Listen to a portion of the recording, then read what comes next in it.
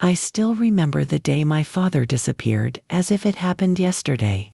I was 10 years old, a thin little girl with messy braids, sitting on the front steps of our small house with my knees pulled to my chest, waiting for him to come home. It was an ordinary morning. He had kissed me on the forehead before leaving for work, smelling faintly of engine oil and aftershave, his rough hands warm on my cheek. He promised me that we would go get ice cream after dinner. That promise was the last thing he ever said to me. The hours passed. The sun set. My mother paced the kitchen floor until the wooden planks creaked under her feet. Her cigarette smoke hung heavy in the air, and I kept asking her when Dad would be home. He probably just got held up at the garage, she said, her voice tight. But I could see the fear in her eyes, a fear that grew with every minute. By midnight, she was calling hospitals. By morning, she was calling the police.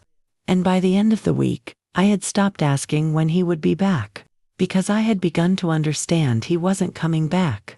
The weeks turned into months, and his absence became a shadow that hung over everything. We sold his tools to pay the bills. My mother grew quieter, colder. My sister, only 14, started sneaking out at night, leaving me alone in the house. I would sit in my room, clutching the last birthday card my father had given me. A silly card with a picture of a dog wearing sunglasses. Inside, he had written, "To my little sunshine, never stop smiling." But I stopped smiling. How could I smile when I felt like half of me had been ripped away? The neighbors stopped asking questions after a while. People moved on. Even my mother seemed to bury the whole thing, refusing to talk about him at all. It was as if he had been erased. But I never forgot. Every time I heard a car drive past the house, my heart would leap. Every time I saw a man with broad shoulders and dark hair, I would stare, just for a moment, hoping it was him, but it never was. Years went by, and I grew up with that hole in my chest. Birthdays passed without him. Graduation came and went. When I got married, I stood there in my white dress, staring at the empty seat where he should have been sitting, and I felt a pain so deep it almost took my breath away. I told myself I hated him, that he had abandoned us, that he didn't care enough to stay. But in the quiet moments, I would still wonder, where had he gone? Why had he left? And most of all, did he ever think about me? For 40 years, I carried those questions like stones in my heart. I learned to live with them, but I never stopped asking. And then, one sunny morning, everything. I had gone to visit my sister. We hadn't been close in years, but she had invited me for coffee. Her new house was in a quiet neighborhood, the kind with tree-lined streets and tidy lawns.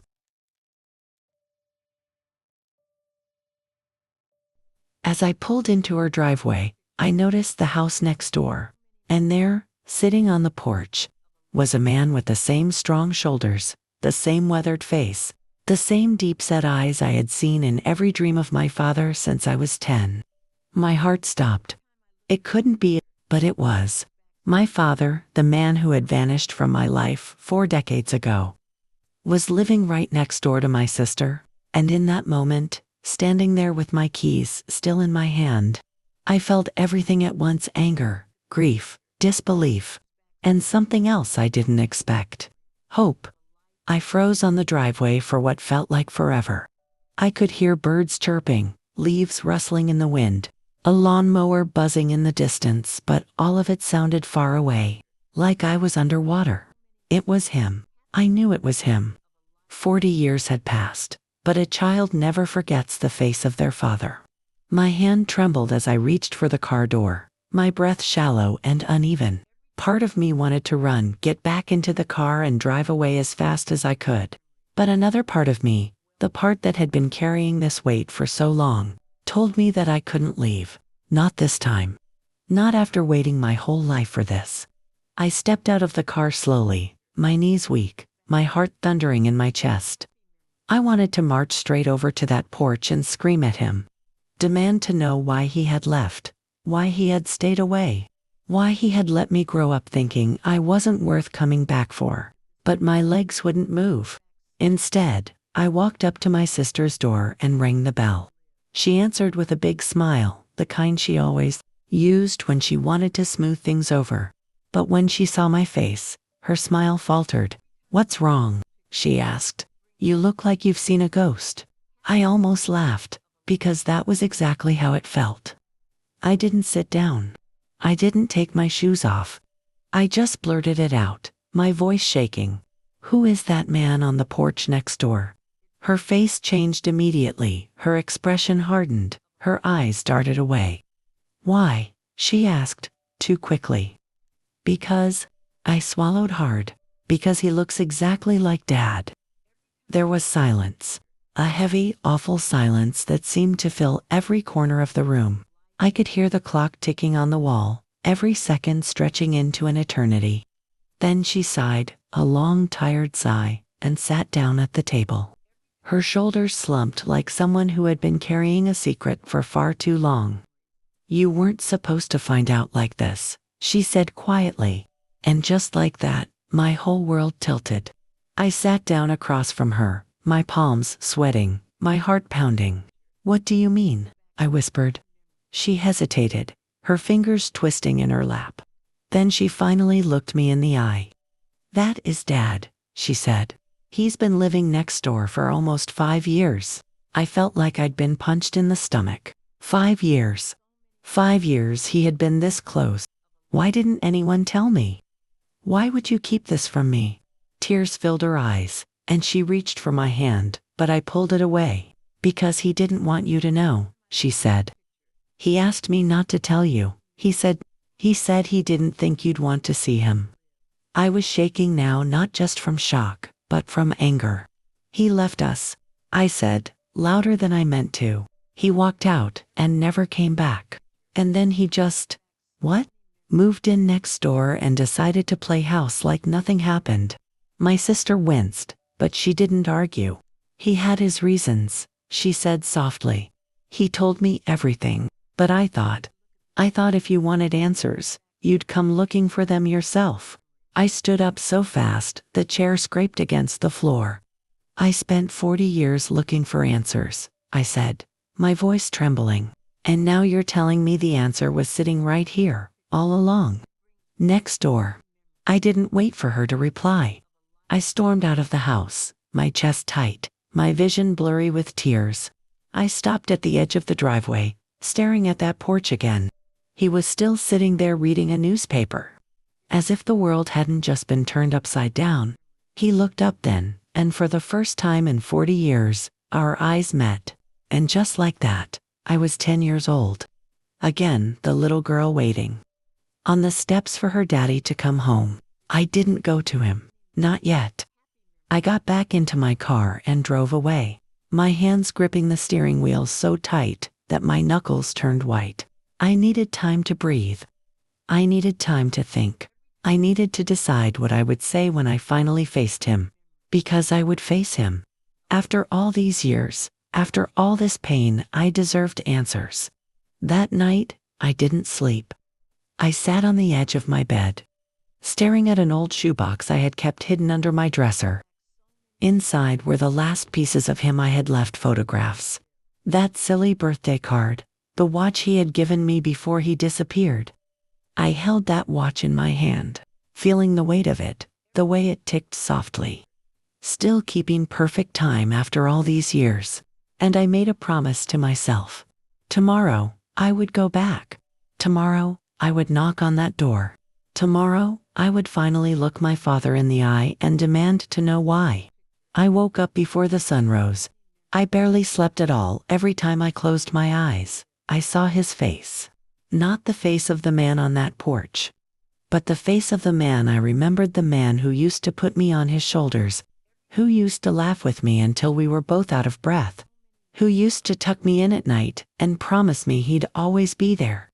And then, one day, he wasn't. I sat at the kitchen table, sipping coffee that had long gone cold. The world outside was still quiet. Even the birds hadn't started singing yet.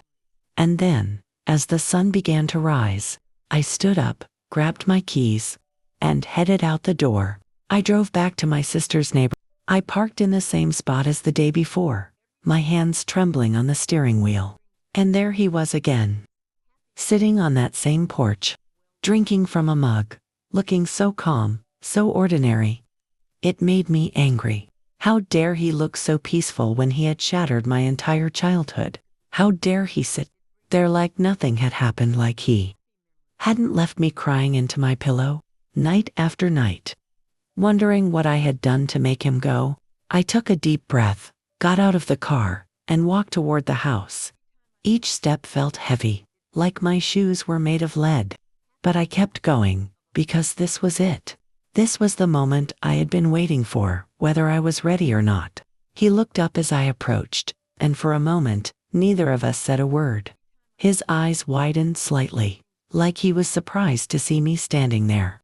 And then slowly he put his mug down, stood up, and came to the edge of the porch. "Hello?"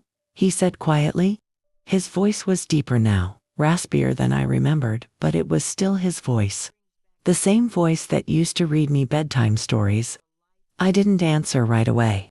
I just stood there, staring at him, my heart racing. Finally, I found my words. 40 years, I said, my voice shaking. It's been 40 years, and you never once came back. Not once. He swallowed hard and nodded, his hands gripping the porch railing. You're right, he said softly. I didn't. That made something in me snap. Why? I demanded, my voice rising. Why did you leave? Why did you disappear? Do you have any idea what that did to me? To Mom? Tears stung my eyes, but I didn't let them fall. I waited for you, I shouted. Every single day, I waited. And then I grew up thinking maybe you were dead. And when I finally stopped waiting, when I finally let myself hate you, you were here all along, living right next door to my sister. He closed his eyes for a moment, like my words physically hurt him. When he opened them again, there were tears, they're real tears. You deserve the truth, he said quietly. And I'm going to tell you everything. But you need to know it's not as simple as you think. I hesitated. Part of me wanted to turn around and walk away, slam the door on this entire conversation. But I had waited too long for this moment. Then tell me, I said, my voice breaking. Tell me why you left me. He gestured to the porch. Sit with me, he said softly. I didn't want to. I wanted to stay standing, stay angry, stay in control. But in the end, I sat down, my hands clenched tightly in my lap. And then, slowly, he began to talk. He told me about the fights he and Mom used to have. Fights I remembered hearing through the walls. Fights that made me cover my ears at night. But then he told me things I hadn't known. He told me that Mom had given him an ultimatum: leave the house or risk losing custody of me entirely. She said she didn't want you to grow up around the things I was drinking too much, gambling too much, losing money we didn't have. I wasn't a good man then. I wasn't a good father. I felt like I had been slapped. Because yes, I had seen him stumble home late some nights. I had heard the arguments about money, but I had never realized how bad it really was. I thought leaving was the best thing I could do for you, he said quietly. I thought if I stayed away, you'd have a better chance at a normal life. My anger cracked, just a little. Because for the first time, I saw him not as the villain in my story, but as a man who had been broken, too. But why didn't you come back when you got better? I whispered. His shoulders slumped. I tried, he said, more than once. But your mother, she wouldn't let me. She said it would just confuse you, and she didn't want you to see me until I could prove I had changed. By the time I had, it was too late. She had already remarried. You had already stopped asking about me. I bit my lip, trying to process everything he was saying. So, you just gave up? I asked, my voice small. He shook his head. No. I kept watching from a distance. Your sister knew. She told me when you graduated, when you got married, when you had your first child. I saw you grow up, just not up close. That broke me. Because all these years, I had imagined him living a completely separate life, never thinking about me. But now I realized he had been there, just out of sight, watching quietly as I built my life without him. I didn't know whether to hug him or scream at him. Instead, I just sat there, crying silently, until he reached out and put his hand over mine. "I'm sorry," he said simply, "for everything." And in that moment, for the first time in 40 years, I let myself believe him. That night, I couldn't sleep. I lay in bed staring at the ceiling, hearing his voice over and over again. The way it trembled when he said he was sorry. The way he said he had been watching from a distance all these years. Part of me wanted to believe him. Part of me wanted to hold on to my anger, because it was the only thing that had kept me strong for 4 decades. If I let go of that anger, who would I be? I spent the next day wandering around the house like a ghost. My sister called to check in, but I didn't answer. I couldn't talk to her yet, not until I figured out what I was feeling. I sat in the kitchen for hours, sipping tea I didn't even taste, replaying every memory of my childhood. I remembered the day he left, the sound of the front door slamming, my mother crying in the kitchen, me sitting at the top of the stairs, clutching my stuffed bear. I remembered the birthdays he missed, the school plays he never saw, the tears I cried. And now, I had to reframe all of it. Because he hadn't abandoned me because he didn't love me. He had abandoned me because he thought it was the only way to protect me. By the 3rd day, I knew I couldn't keep sitting in silence, so I drove back to his house. This time, he looked nervous when he saw me coming, like he thought maybe I was here to yell at him, or tell him to stay away for good. But I didn't yell. Instead, I asked, "Can we talk again?" He nodded immediately, gesturing for me to sit. I didn't sit this time. I stood there, arms crossed, trying to summon the courage to say what was on my mind. "I need to know something," I said slowly. "Why didn't you fight for me? Even if Mom told you to stay away, why didn't you fight?" That question seemed to hit him harder than anything else I'd said so far. He looked down at his hands, then back at me. "I was ashamed," he said simply. "I didn't think I deserved you back then. And by the time I got sober, by the time I cleaned up my life, I convinced myself you were better off without me." He took a deep breath. "But that doesn't mean I didn't want to fight for you. I just didn't know how." That answer made me feel 2 things at once: sadness for the man he used to be, and frustration because if he had just tried, even once, maybe everything could have been different. "Do you know how many nights I lay awake thinking you didn't love me?" I whispered. His eyes filled with tears. "I know," he said. "And that's on me. I can never give you those years back. All I can do now is try to be in your life, if you'll let me." I didn't answer right away. Instead, I sat down across from him and asked him to tell me everything. Everything about his life after he left. Everything about the mistakes he made and the things he learned. And for the next 2 hours, he did just that. He told me about the night he finally decided to quit drinking, the night he nearly lost everything in a bar fight.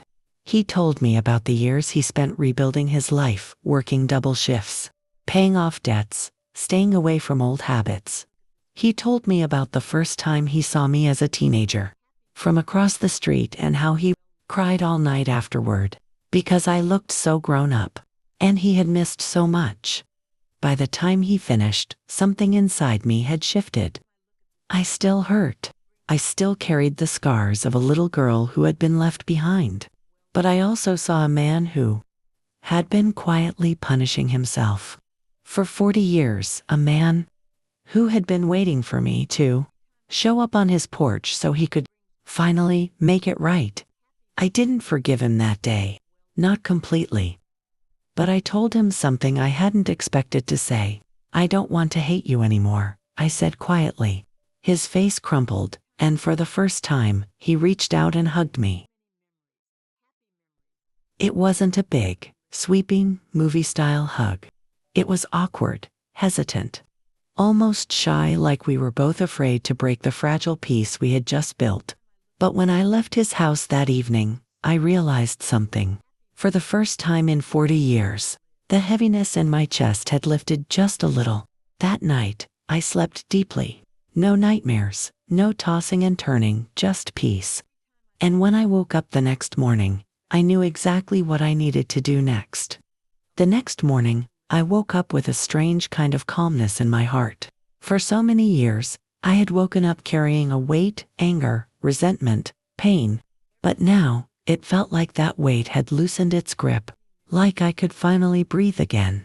I went to the kitchen, made myself breakfast, and sat by the window with my tea. The sunlight felt warmer than usual that morning, almost like the world was reminding me that new beginnings are possible at any age. But the calm didn't mean my decision was easy. I still had questions. I still had scars that would take time to heal. So, before doing anything, I called my sister. She answered on the second ring, sounding cautious, like she wasn't sure if I was ready to talk. I went to see him again, I told her. There was a pause on the other end of the line. Then she asked, and I took a deep breath. I don't know if I can forgive him completely, but I don't want to hate him anymore either. My sister was quiet for a moment before she said softly, "Then maybe that's enough for now." And she was right. I spent the next week reflecting on everything I had heard. His apologies, his story, the fact that he had stayed just close enough to know where we were, but far enough to respect my mother's wishes. And slowly, I started to see that maybe this man sitting in the house next door wasn't the same man who had walked out all those years ago. Maybe he deserved a second chance. So I invited him over. When he stepped into my living room for the first time, I saw his hands tremble slightly as he looked around. "This feels strange," he said with a half smile. "I used to dream about being in a room with you again." I offered him tea, and we sat across from each other. This time, the silence between us felt lighter, not as heavy as before. I told him about my life, the good and the bad. I told him about the years I spent angry, about the nights I cried, about the way his absence had shaped me into someone who never trusted easily. He listened quietly, nodding, letting me speak without interruption. And when I finished, he said, "You had every right to feel all of that. I won't ever pretend I didn't hurt you. But I want to spend whatever time I have left proving that I can be better." That was the moment I decided. I couldn't change the past, none of us could. But I could choose what to do with the present. So I reached out, took his hand, and said, "Then let's start with today." From that day forward, we began to build something new. I learned things about my own family that I had never known about my grandparents. About the struggles he faced as a young man. For the first time in my life, I felt like I was getting pieces of myself back. It wasn't perfect. There were still moments where old anger bubbled up, where I had to remind myself that forgiveness isn't a single act, it's a process. But every time we sat together, every time we shared a laugh, every time I saw the sincerity in his eyes, I felt that anger shrink a little more. One day, months later, I asked him something I never thought I'd be able to ask. "Why didn't you knock on my door sooner? Even just once?" He took a long breath before answering. "Because I was afraid," he said simply. "I was afraid you'd look at me with hate, and I didn't think I could survive seeing that." His voice cracked when he added, "But I was wrong. Seeing you now, hearing your voice, even if it's angry, sometimes it's worth everything." That was the day I forgave him fully. Not because he earned it, not because he deserved it, but because I deserved peace. By the time the next spring came, he wasn't just a man living next door anymore. He was my father again. He started joining family dinners, telling my children stories about my childhood.